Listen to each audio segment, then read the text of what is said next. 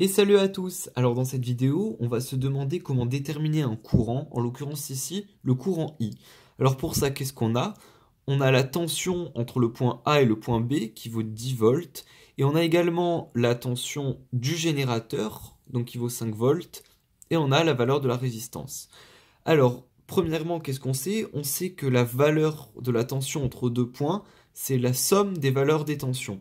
Donc plus concrètement, qu'est-ce que ça veut dire? Ça veut dire que la tension entre A et B, donc qui est de 10 volts, donc U total, va être égale à la fois à ce U-là, mais également au U qui traverse la résistance. Donc on va l'écrire tout de suite. U est égal donc à E plus la tension aux bornes de la résistance. Alors, à quoi est égale la tension aux bornes de la résistance? Elle est égale ici à soit RI ou soit moins RI. Alors, comment savoir quelle va être la différence entre ces deux? Ben, ça va être très simple. Si on a l'intensité qui va dans le même sens que la tension, alors dans ce cas, on sera en présence de moins RI. Et si c'est l'inverse, on sera égal en présence de U égale RI. Alors en fait, ce qu'il faut vraiment retenir, c'est voilà, c'est ça. Si on a l'intensité qui va d'un côté et la tension qui va dans l'autre, donc c'est-à-dire que si l'un et l'autre sont opposés, on a U égale RI. Vous retenez juste ça. Et dans ce cas, ça veut dire quoi? Le contraire, ça veut dire que si la tension va dans l'autre sens, en fait, c'est comme si on inverse celui-ci, on inverse le sens et du coup, on change le signe. Du coup, on va se retrouver avec moins RI.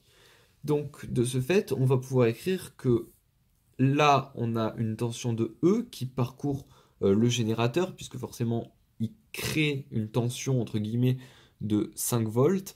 Et là, on va avoir une tension de moins R, donc 20, fois I. Donc là, on va l'écrire, donc pas plus, mais moins R fois I. Voilà. Alors, petite précision, j'ai mis les flèches dans ce sens-là, parce que simplement, la tension totale va dans ce sens-là. Et en fait, comme la tension totale va dans ce sens-là, elle parcourt chaque dipôle dans le même sens. Donc on a U est égal à E moins RI. Donc là, j'ai mis U, c'est U total, hein. Donc nous, ce qu'on cherche, c'est I.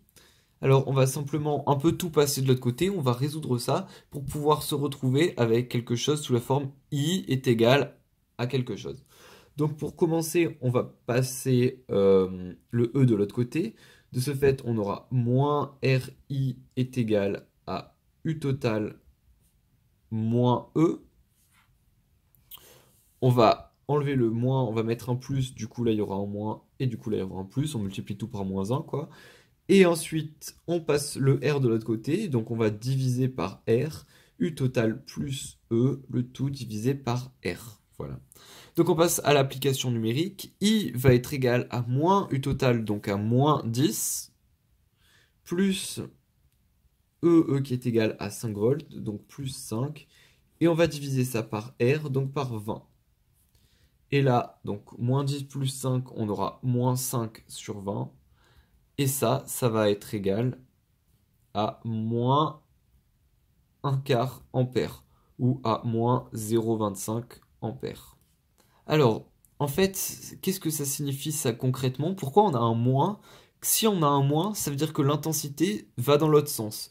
Donc, dans ce sens-là, elle va avoir une valeur de moins 25 ampères, c'est-à-dire, enfin, moins 0,25 ampères, c'est-à-dire que si on prenait le truc dans l'autre sens, elle va de B vers A avec une intensité de 0,25 ampères. Voilà, alors ce qu'il faut vraiment bien retenir, c'est ça. C'est que U est égal à RI si l'intensité et la tension vont dans le sens opposé. Et U est égal à moins RI si les deux vont dans le même sens. Voilà, alors j'espère que vous avez vraiment bien compris ça. Et nous, on se retrouve à la prochaine pour un exercice toujours sur le courant, un petit peu plus facile. On va voir ça.